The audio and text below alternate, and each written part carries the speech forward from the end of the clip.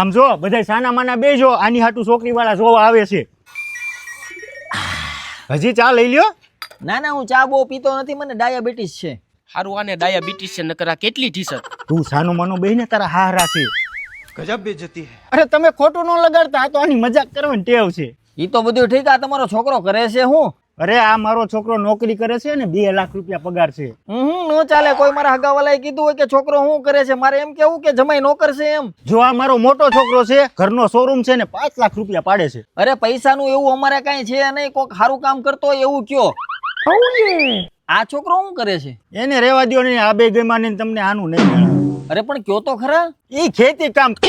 અરે સંબંધ પાકો, તમે ખરા છો ને? ખેતી વાળો છોકરો અહીંયા બેઠો છે ને તમે બીજાને બતાવો છો. અને આમ જો કરિયાવરમાં સ્કોપિયો 10 વીઘા જમીન અને 10 તોલા સોનું આપીશ, તમને કઈ વાંધો નથી ને? ઠીક હે. ખેતી વાળો જમાઈ, આલે આખા ગામમાં બાટી દીજો.